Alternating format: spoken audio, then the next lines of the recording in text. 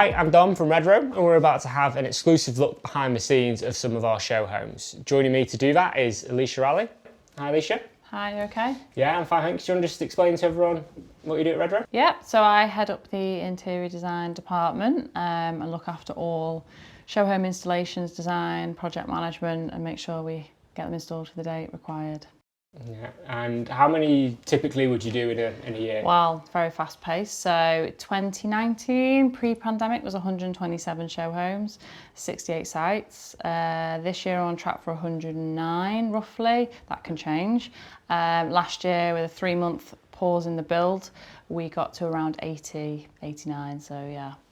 So a fair few there. So a fair few, yeah. I'm pretty busy. Yeah. And typically, what is like the lead time for a scheme? So from when, say for example, we're at Lucas Gardens today and they decide we want some new show homes, how long does it take from that conversation to the finished product like this? So we worked to a 16-week turnaround from brief to final completion of the show home, installation, sign off, tick, and then we move on to the next. So yeah, 16 weeks. Cool. And we're going to take a look in a sec at some of the specific rooms and how they've been styled. Is there anything you can say generally about your and Redrow's approach to show homes and how you sort of get that brand through the styling of the show home? So it's down to our personas and understanding our brand. They're the two key things. And then I will just ensure consistency, ensure the quality is there, and make sure that the layout for the right house is correct across all of our different house types. And you've picked out a couple of rooms, especially we're going to talk in a bit more detail, to just explain the first one. It's the bedroom of Henley, right? Yeah.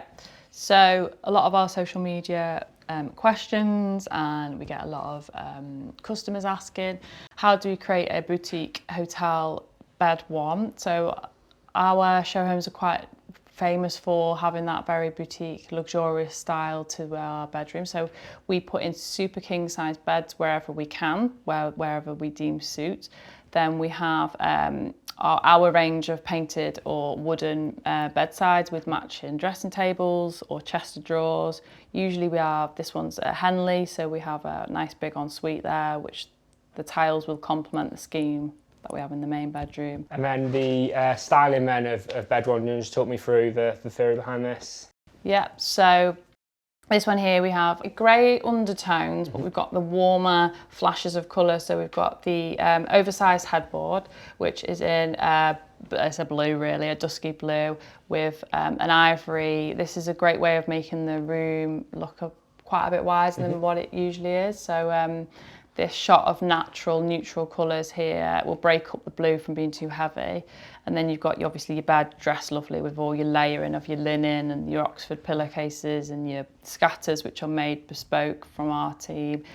And then behind that, so layering that, is your textured wallpaper in ochre, which has got like a subtle shimmer running through it. So it's got a texture and it's got the glamorous element. And then here we have the pendant, which is again linking to the metallics. So you've got like a dull gold with quite a cathedral-like glass ball on the top. And then we've kept the rest of the walls neutral because it's a Swedish white. So we've kept them neutral. So all you're looking at is the bed itself. And then your main things that are talking are your fabrics. Yeah. And I see it's quite a lot on our main beds, like the sort of statement chairs as well. Yeah, I'm quite particular on the chairs. I like them to be, they need to have a wow factor because you want to invite somebody to sit on them and relax, read, and they need to carry themselves. They're sitting in a really lovely bedroom. That's what boutique hotels have. They have lovely accent bedroom chairs with a lovely little side table. So this is a gold antique brass tray. So yeah, overall it gives a feeling of a luxury, but again, it's right for our persona group and buyer. Yeah. The kitchen, dining, family space, which has just been reconfigured. So this is the new Henley layout of one of our biggest house types we have in our collection. And that's a completely open space plan, right, isn't it? For totally the open family plan. area, dining and kitchen. Yeah, which has an island. So it does have that cut off a natural boundary driven there, but we have obviously furniture placed, but I'll talk about that in more detail. So that family area then, do you want to just tell us a little bit about the styling behind that? Yeah. What happens is when we do a design, this is what I will see, and then the styling, the artwork, the mirrors, the accessories, they will all be bought, and then I will see them in person. So this is essentially a snapshot of what the show home is going to look like in 16 weeks. So you have big pieces of furniture on here, so like sideboards, I'll see sofas, I'll see all the bespoke made items. So like this ottoman here is bespoke made. The lamps, I'll see rugs, pendants. I can check where the drop sits in the room. We can liaise with site, getting them raised, lowered, how it sort of works with the furniture. As you can see, there's brass accents here, which has informed the pendant choice. Trend at the moment is to mix metals though, so you don't have to be restricted to keep into one. And then you have hints of what the artwork's going to look like, where it's going to be positioned in the room. You've got wallpapers, fabrics, whether we've got treatments on a track, a pole, a Roman, all made to order. Yeah.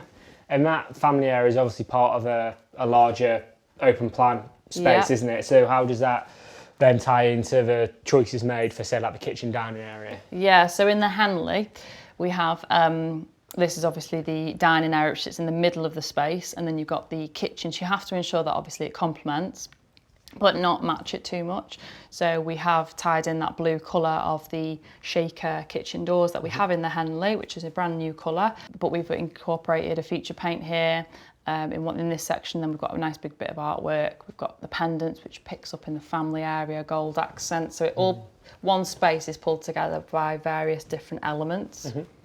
And those lights are slightly different to what was in the family area. So from your point of view, it's okay to mix different styles in the same space when it comes to lights? Yeah, I think that's what will transform it and take it to a different level, so not being too matchy. And these ones actually have texture, so we can incorporate a trend of being imperfect. It's got a hammered sort of glazed shade to it, and they'll be over the island, which will reflect nicely off the silestone. You've got to think about all these little different elements when placing lights, and then obviously you've got bar stools as well.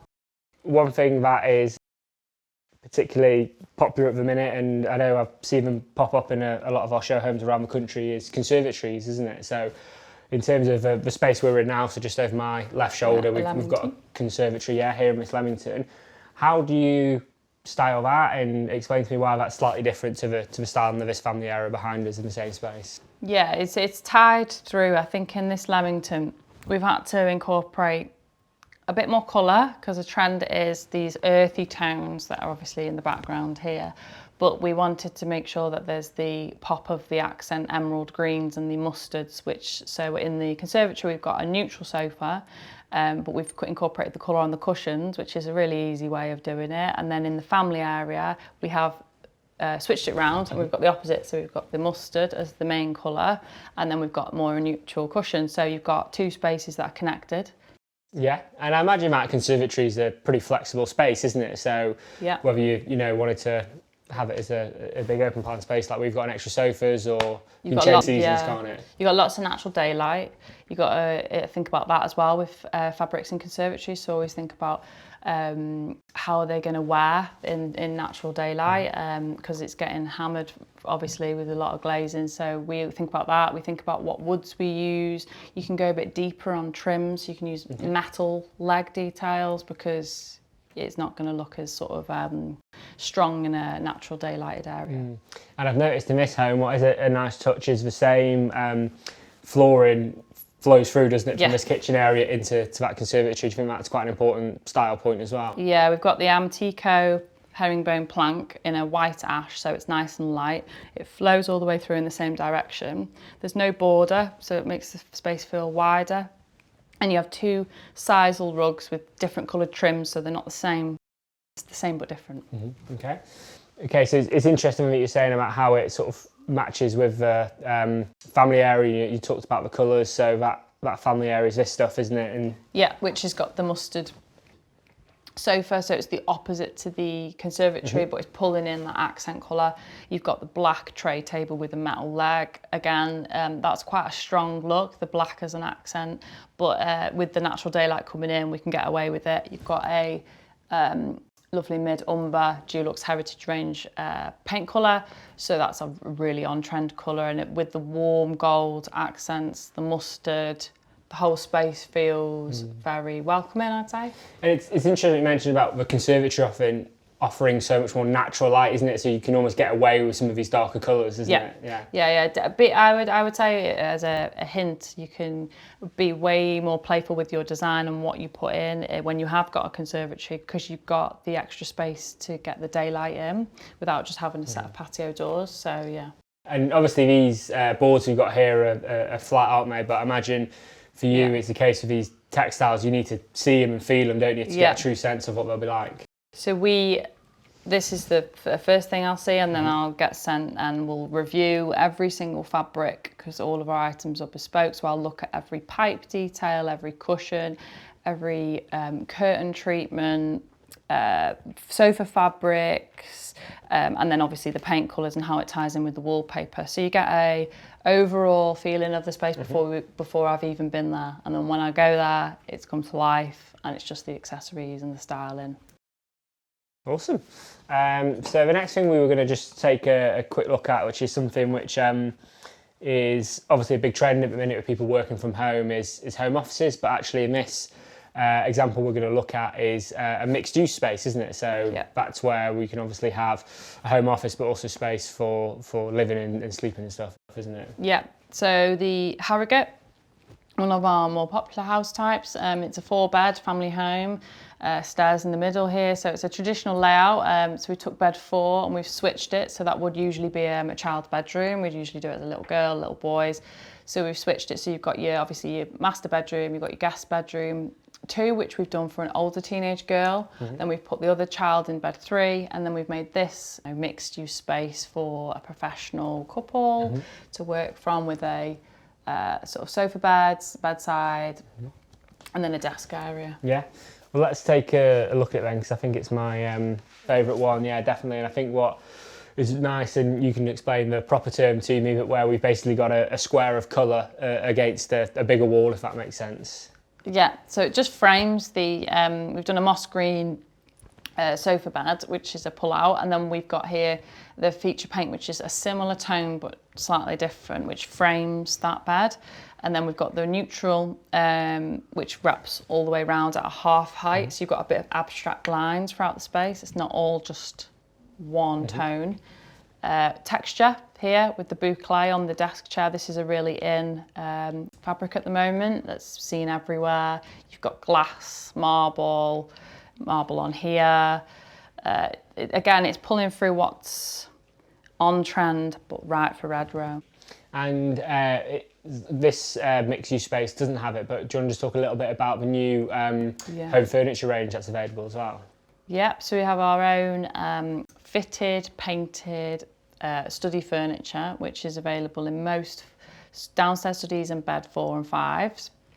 And we've worked up a colour range, so it goes right from these sort of grey, earthy tones to sort of a stronger palette. Great, well that was really useful, Alysha, thank you very much. It's really interesting to see it, the samples and the process you go through, and then the final product here as well. It must be quite satisfying for you to go through that time and time again. Yeah, no, it's brilliant to see it go from brief all the way through design, installation, audit, and then we're ready to open to the public, so yeah. Yeah, brilliant. Well, thank you very much to Alysha for her time today. If you want to keep up to date with all the latest interior trends and the top tips from Alysha, then make sure you head to redrow.co.uk/inspiration.